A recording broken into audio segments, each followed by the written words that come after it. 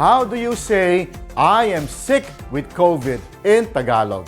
Well, stick around and find out.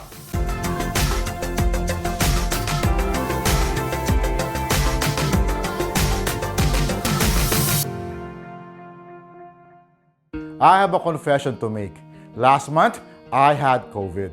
Tinamaan ako. I got hit. I wasn't too worried because I am vaccinated. 4 shots in total. But I was sick. I had a terrible coughing, headache, and body pains. The good thing was I didn't have any fever. But I had to isolate myself for 2 weeks to protect my family from getting infected.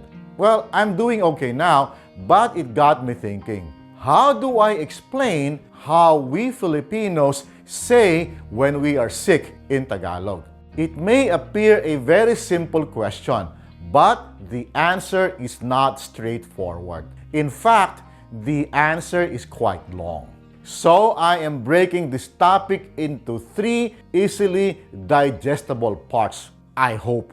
So, let's dive in. Tara, simulan na natin.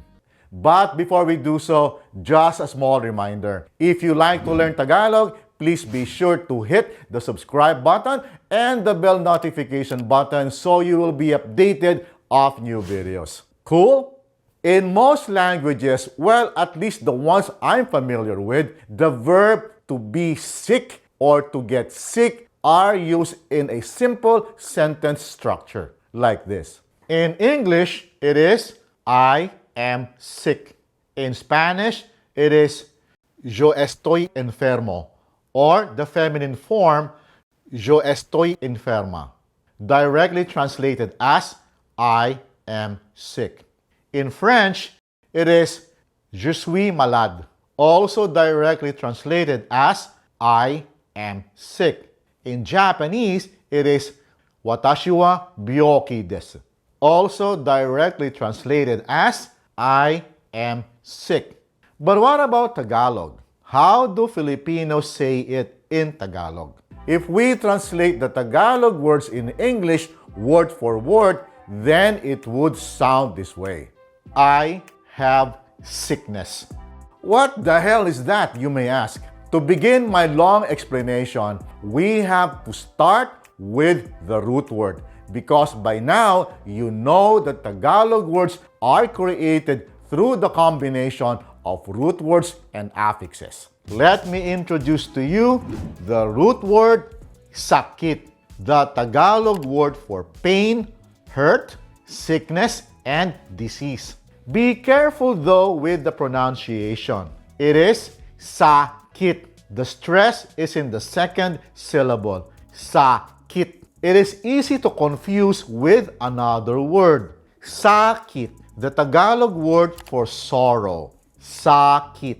These are 2 different words, but they could be related since when you have sakit, you will also have sakit.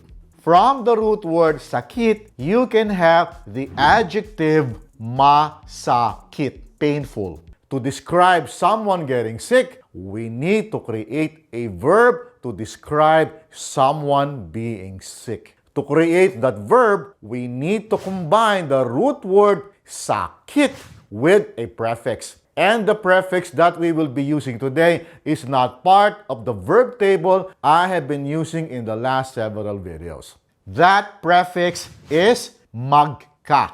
Depending on the context, this prefix conveys 3 things: having or possessing something, to occur involuntarily or unexpectedly, to do a reciprocal action between 2 people. Combining the root word sakit with the prefix magka will produce the infinitive verb magkasakit, to be involuntarily or unexpectedly sick. The shorter English equivalent is to get sick, not to be sick, but to get sick. Clear? Let's see how the infinitive verb magkasakit is conjugated in the different aspects. Remember, Tagalog verbs are conjugated by aspects and not tenses. We have nagkasakit, got sick. Magkakasakit. Getting sick. Magkakasakit. Will get sick. Interestingly, you can use magka to create the word magka-COVID, to get COVID.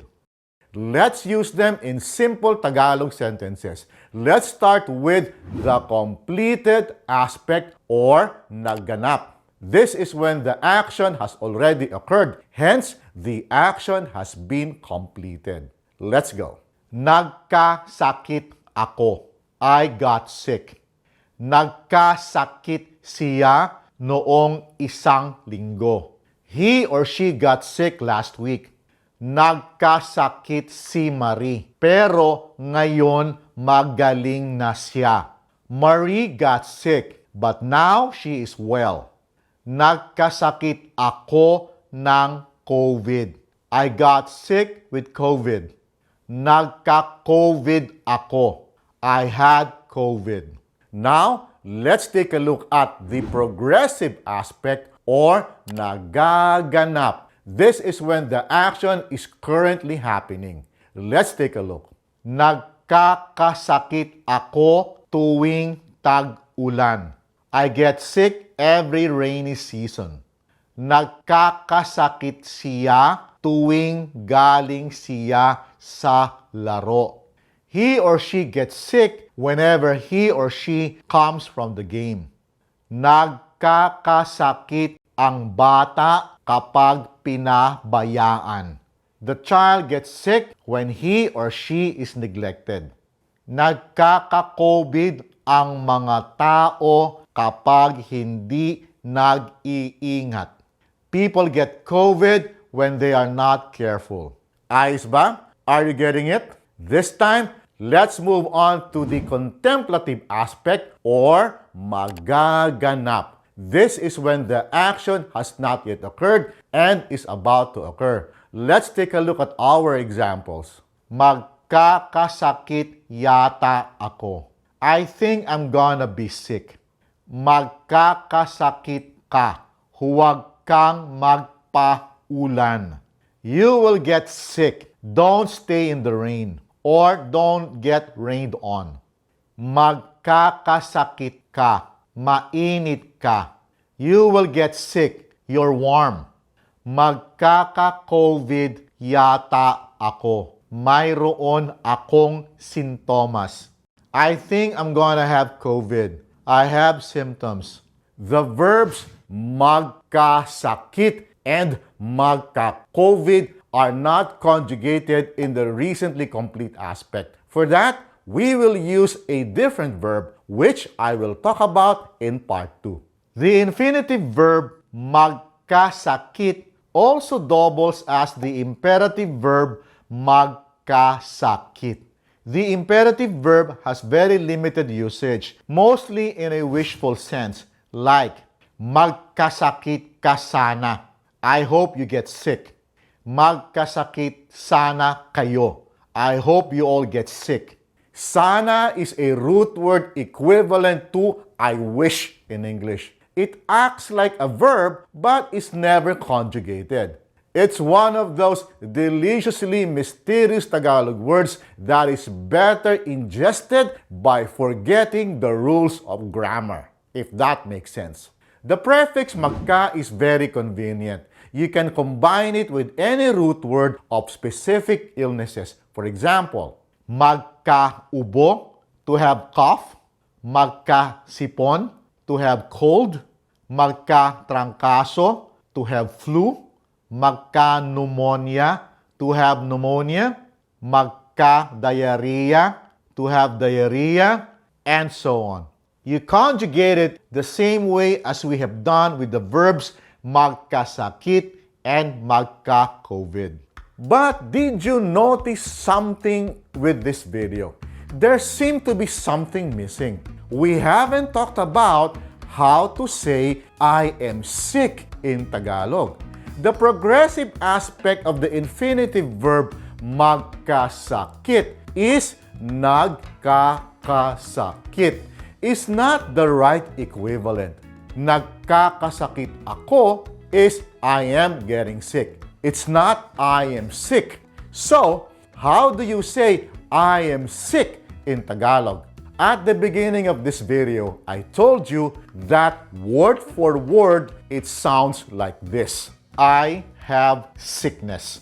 Discussing this isn't going to be straightforward, but I will talk about that in greater detail in part 2 of this lesson on the root word SAKIT. I hope you catch that, and please do leave a like. That will help this channel reach more people. I will see you again soon.